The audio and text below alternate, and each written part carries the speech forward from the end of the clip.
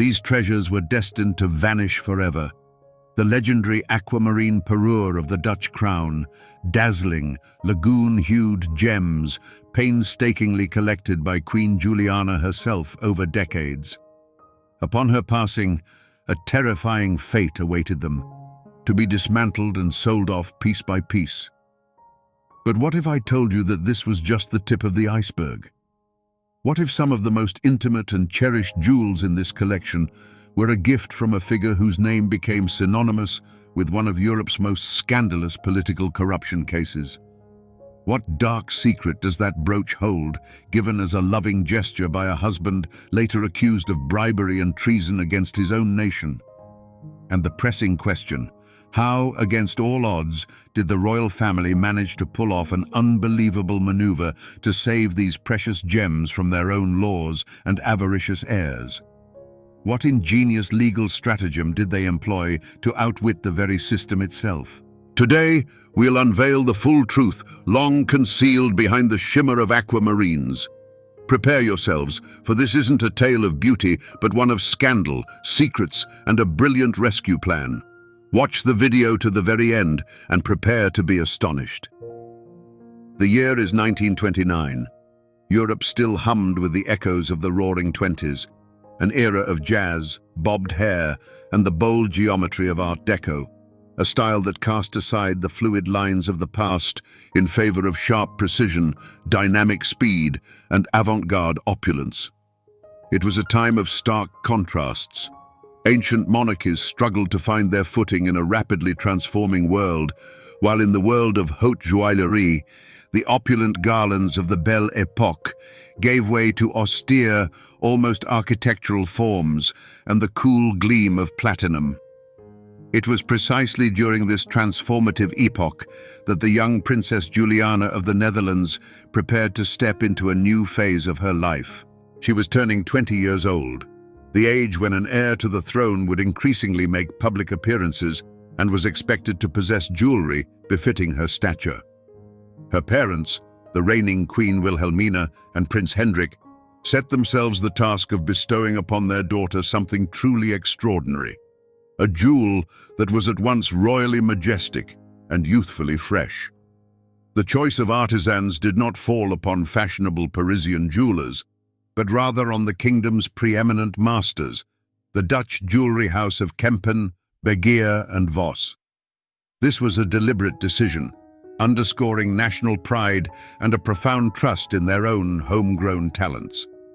The jewelers received a delicate and intricate commission to craft a tiara that would not overwhelm the young princess with the gravitas of imperial history, but instead accentuate her youth and align with the latest fashion currents. The concept was ingenious in its simplicity. Instead of traditional rubies or emeralds, heavy with centuries of history, aquamarine was chosen, a stone the color of morning sky and ocean water, a symbol of purity, tranquility, and clarity. For a nation that had reclaimed its very land from the sea, this choice resonated with profound hidden symbolism. The jewelers were tasked with encasing this cool freshness within the era's most fashionable Art Deco framework. Thus was born the idea for the tiara, which would become the cornerstone of the future collection. This was more than just a birthday gift, it was a declaration that the Dutch monarchy was looking toward the future, embracing elegance and modernity, while steadfastly remaining true to its roots and its master craftsmen. The story was beginning not merely of a jewel, but of a symbol for a new era for the royal house of Orange-Nassau. Let's set history aside for a moment and allow ourselves to view these treasures as a jeweler would have seen them. Undoubtedly at the core of this collection stands the tiara by Kempen, Begeer and Vos. It's a paragon of Art Deco style, where form and function merge seamlessly. Picture its base, crafted from cold, almost surgical platinum, which doesn't attempt to hide its construction, but rather celebrates it. It's paved like a precious mosaic, with diamonds and aquamarines in a precise square cut, forming a rhythmic geometric pattern. No superfluous flourishes, no floral motifs, just pure, calibrated lines. And above this architectural foundation rose 7 teardrop-shaped aquamarine briolets. A briolet is a distinctive, highly intricate cut where the stone is covered with a multitude of triangular facets on all sides and lacks a flat table. Such stones are suspended by a barely visible opening at their apex, allowing them to rotate freely. The 7 aquamarine drops on Juliana's tiara are like 7 frozen splashes of seawater, trembling and shimmering with the slightest turn of the head, scattering cool blue sparks all around. Their total weight, combined with the platinum and diamonds, was palpable but not excessive, a perfect balance of grandeur and grace. Soon, a worthy partner joined the tiara, a necklace, a gift from her grandmother, Queen Emma. And here we observe the same aesthetic. It was a collar necklace, where 6 perfectly color-matched square aquamarines and 1 central, slightly larger rectangular stone were encased in delicate platinum frames, like windows in an ice palace. These elements were connected not by 1, but by 3 slender strands studded with tiny diamonds, creating a sense of lightness and airiness despite the stone's impressive size. But this necklace, too, concealed a secret of ingenious engineering. It could be effortlessly transformed, shortening into an elegant bracelet. This wasn't mere luxury, but intelligent, practical luxury, entirely in keeping with its era. This transformative capability became a hallmark of many pieces in the collection. Similarly, a pair of briolet drop earrings, gifted by her mother-in-law, Princess Armgard, allowed the top part and the briolet drops to be worn separately. The collection grew, augmented by more personal, intimate gifts. Juliana's husband, Prince Bernhard, presented her with a large pear-shaped aquamarine pendant that could be worn on a long gold chain, creating a more relaxed look, or, detached from it, affixed to a diamond necklace for formal occasions. Later, he also gifted a brooch featuring a large cushion-cut aquamarine surrounded by an entourage of smaller stones of the same hue, as if a queen were encircled by her ladies-in-waiting. Each jewel was a masterpiece in itself, but together they began to coalesce into something much grander. They were crafted by different artisans, gifted by different people at different times, yet they shared a common language: the cool luster of platinum, the icy purity of Brazilian aquamarines, and the austere elegance born from the Art Deco era. Before everyone's eyes, a serendipitous, yet all the more valuable parure was coming into being, with each element perfectly complementing the others. While the tiara was a gift for her 20th birthday, its true triumph unfolded not in the quiet solitude of palace chambers, but under the glare of spotlights and the gaze of thousands of admiring eyes. Picture one of her first official balls, where the young heiress to the throne was set to appear in the full splendor of her new status. In a ballroom still imbued with the spirit of rigid traditions and heavy historical jewels, Princess Juliana's entrance had the explosive effect of a bomb of pure elegance. The moment she entered, all eyes riveted upon her. Adorning her head was not the weighty edifice of ancestral diamonds typically seen on royalty, but something utterly distinct. It was a flash of cool, pristine light. The Art Deco aquamarine tiara did not impose with its grandeur. Instead, it seemed light and ethereal. The 7 briolets swayed in rhythm with her steps, catching the light and scattering a delicate, almost otherworldly blue radiance around her face. It was a stroke of genius. In an era when monarchies across Europe were desperately striving to prove their relevance, this jewel became a powerful declaration. It spoke volumes without uttering a single word. Here is our princess. She is young, she is modern, she looks to the future. The tiara was not a symbol of ancient power and opulence, but rather became an emblem of refined taste and a new, more understated and sophisticated luxury. It perfectly harmonized with the straight silhouettes of dresses from that era and the daring bobbed hairstyles. The reaction was instantaneous and resounding. Newspaper columnists, accustomed to cataloging carats and historical provenance, this time veered into poetic comparisons. They wrote not of monetary value, but of style. The tiara was likened to frozen sea spray, to fragments of an iceberg, to the morning sky above the North Sea coast. Envious whispers in courtly circles gave way to an enthusiastic buzz. Everyone understood that they had witnessed the birth of a new canon in royal jewelry fashion. That evening, the tiara ceased to be merely an expensive gift. It became an intrinsic part of Princess Juliana's image, her signature piece. It transformed from an object into a legend. This inaugural public appearance sealed its fate. It was destined to become not merely a piece of jewelry, but a symbol of an entire era in the history of the Dutch monarchy. A watershed moment had arrived, and the aquamarine masterpiece embarked on its journey to immortality. Following its triumphant debut, the aquamarine jewels were not relegated to a safe, awaiting the next grand event. On the contrary, they became Queen Juliana's steadfast companions throughout her life.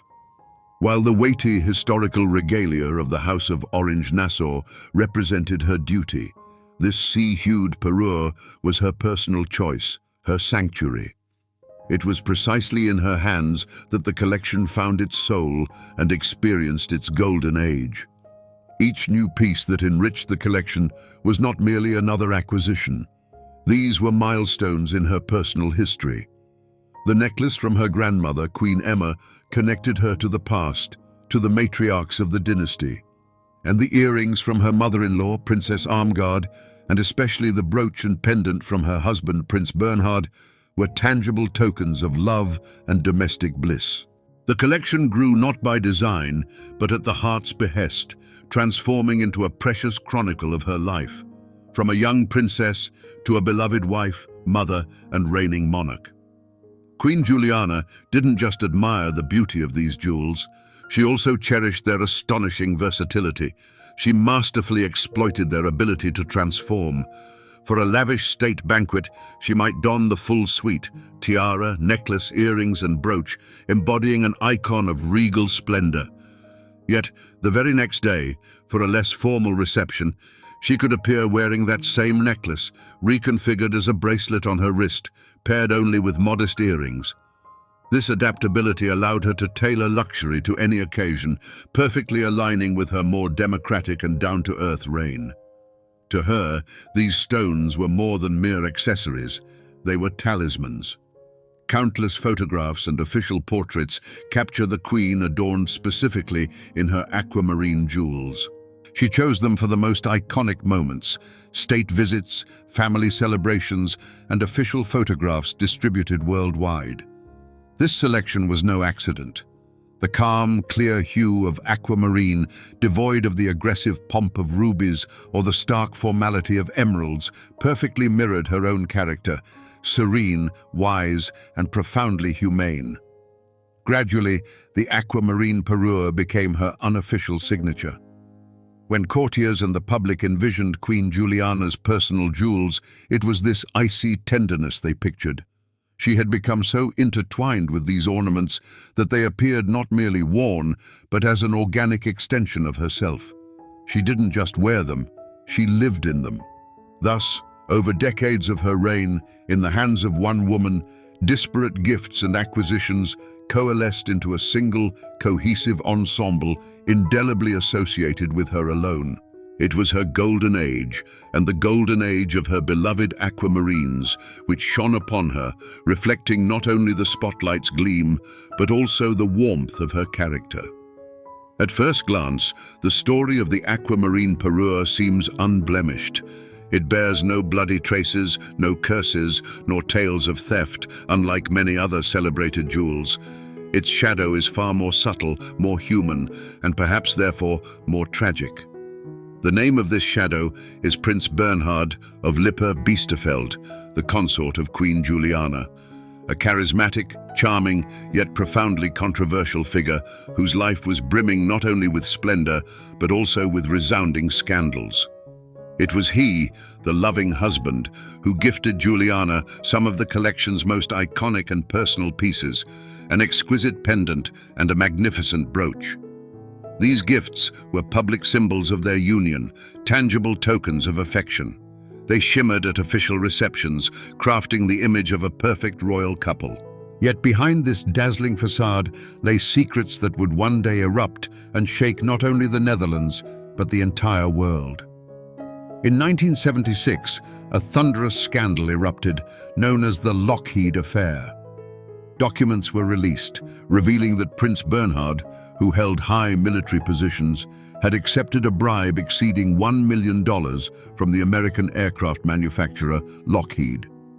The money was intended to influence the prince to sway the Dutch government's decision regarding the purchase of fighter jets. The accusations were so grave that the nation teetered on the brink of a constitutional crisis. What did Queen Juliana feel during those days when her husband's name was splayed across every newspaper worldwide? What did she think, gazing at the aquamarine brooch, a gift from a man accused of public corruption? Did the cold sparkle of those stones now seem like a mockery? Had a symbol of love transformed into a bitter reminder of betrayal, not just of personal affections, but of an entire nation's trust? We will never truly know. Queen Juliana bore this blow with dignity, preserving both her family and the monarchy. Prince Bernhard was forced to relinquish all his official posts, but avoided prosecution. This was a silent drama, undocumented in memoirs. We can only distinguish between facts and speculation. Fact: the prince gifted the queen jewels. Fact: his reputation was severely tarnished. But the mere juxtaposition of these two facts casts a slight yet indelible shadow upon the flawless blue of the aquamarines. This shadow falls not upon the stones themselves, but upon the story of love and trust they were meant to symbolize. Years passed, and the golden age of Queen Juliana, like any era, began to wane. In 1980, after 32 years on the throne, she abdicated in favor of her eldest daughter Beatrix. Along with the crown, Juliana passed on the official regalia. But her personal, beloved aquamarine treasures appeared less and less in public, retreating into the twilight of the former queen's private life.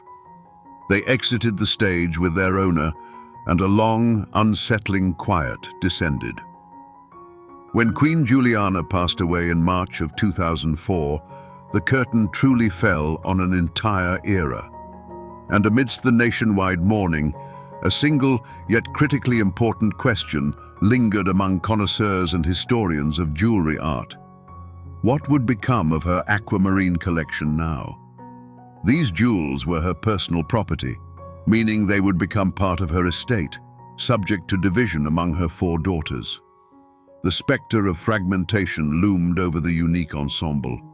In the world of collectors, there is no greater tragedy than the dismemberment of a historic parure. Everyone held their breath, imagining the tiara going to one princess, the necklace to another, while the brooches and earrings might be sold off to cover inheritance taxes, vanishing forever from public view. Decades of history, personal memories, a unique stylistic harmony, all of it could be mercilessly scattered and destroyed with a single stroke of a notary's pen. This was the moment of highest tension in the collection's history. It no longer belonged to a living monarch. It had transformed into an inheritance, an asset, an object of legal proceedings. The emotional atmosphere was steeped in the sadness of bidding farewell not only to a beloved queen, but also to the potential loss of an entire chapter of Dutch jewelry history. The fate of the aquamarine legacy was being decided behind closed doors, and the world could only wait for the verdict. And when the anxious silence was finally broken, the royal family's decision proved to be both brilliant and deeply moving. The collection was not divided. It was not sold. It was not transformed into a cold museum exhibit. Instead, the jewels were transferred to the specially established House of Orange-Nassau Foundation. This was a wise and far-sighted legal mechanism created for one sole purpose: to perpetually preserve the dynasty's historical and cultural heritage in its entirety, passing it down from one reigning monarch to the next. But the true Second Coming, that wasn't a legal document, but a vibrant, dazzling spectacle. Its triumphant return to the world stage occurred when, at a glittering state dinner, Queen Consort Maxima appeared, and upon her head that very aquamarine tiara shimmered in the spotlight. In that instant, a collective sigh of relief and admiration swept through the palace halls and across the pages of magazines. The artifact was back, and this was an entirely new interpretation. On Queen Juliana, the tiara had been a symbol of understated elegance and the wisdom of the post-war era. It carried the imprint of her serene and humane personality. On the vibrant, charismatic, and expressive Queen Maxima, the jewel burst forth with entirely new, audacious brilliance. Its cool Art Deco geometry perfectly aligned with her penchant for bold and striking looks. It was no longer a nostalgic relic from the past, but a powerful, contemporary accessory, a declaration of the 21st century monarchy's strength and modernity.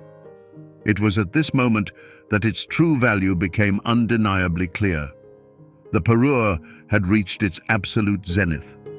Its worth was no longer measured solely by the carats of aquamarines, the platinum, or the name of the prestigious jewelry house.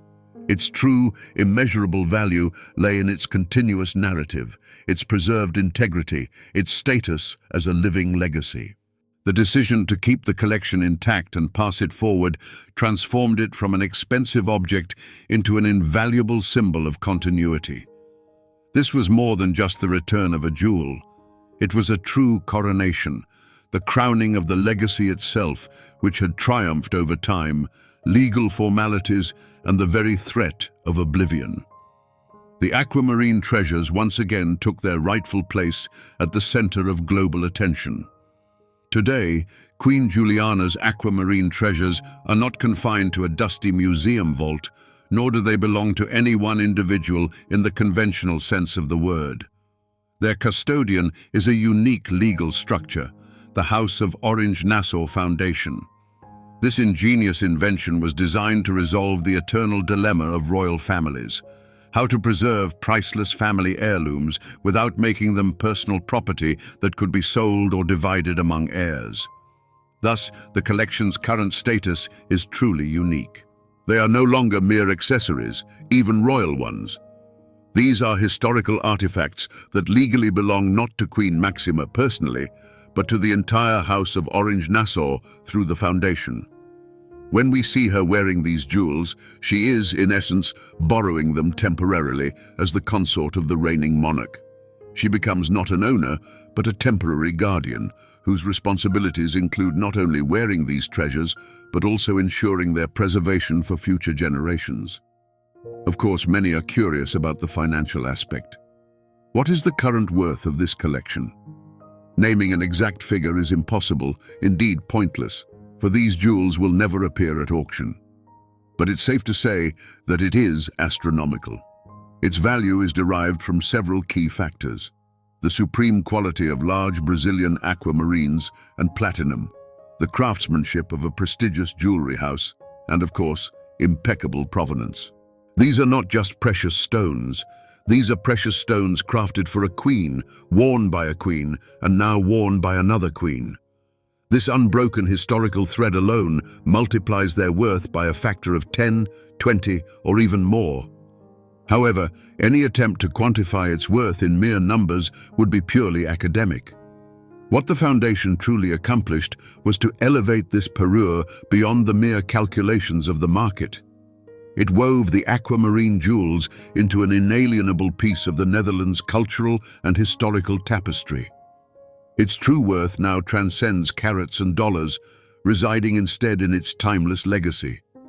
It has become a beacon not of opulence, but of enduring continuity, tasked with eternally preserving the memory of its original wearer and gracing the future queens of the Netherlands. And so, we circle back to the pivotal question we raised at the outset, to the anxiety that hung heavy in the air following Queen Juliana's passing. What fate awaited her precious legacy? Would this ensemble, meticulously gathered piece by piece, driven by the heart's deepest desires, be mercilessly dismembered and dispersed to the four winds across the world's auction houses? Now, we have our resounding answer: no. The enduring wisdom and profound love for their own heritage proved far mightier than any fleeting financial gain. The shadow of oblivion has finally lifted. The aquamarine parure of the House of Orange-Nassau stands as a pristine example of how a mere collection of jewels can transcend into something immeasurably greater. Had it been nothing more than a selection of costly stones, however artfully set, its narrative would have concluded with the passing of its wearer. But these particular jewels are imbued with a different essence. They have absorbed the intricate tapestry of human lives, their joys, their complexities, their profound dramas. Within the cool, luminous gleam of these stones, an entire epoch has been exquisitely preserved. They embody the audacious spirit of Art Deco, which swept away the opulence of an older world. They reflect a nation's immense pride in its master jewelers. They hold the tender warmth of a gift from a loving grandmother, alongside the intricate complexities of a husband's affection, whose name became intertwined not only with tenderness, but also with whispers of scandal. And within them, too, resides the very essence of Queen Juliana herself, her quiet dignity and timeless elegance. This is no longer a mere collection. It is a living chronicle, etched in platinum and aquamarines. A chronicle tracing the coming of age of a princess, the full sweep of a queen's reign, and ultimately the profound wisdom of an entire family choosing to safeguard memory over the division of assets. Each appearance of these magnificent jewels upon Queen Maxima is not merely a show of opulence. It is a fresh chapter in history, a vibrant dialogue woven between the past and the present. This is precisely why the aquamarine parure of the Dutch crown holds such profound allure. It has become a tangible embodiment of unbroken succession. It stands as living proof that true value is measured not in carats, but in the countless generations it silently witnesses. These luminous stones serve as a powerful reminder that truly magnificent jewelry masterpieces do not merely preserve history. They actively continue to write it, shimmering with renewed brilliance and fresh facets upon each successive queen. And within their cool, eternal radiance, it is no longer the echoes of the past that reflect, but rather the very essence of immortality itself.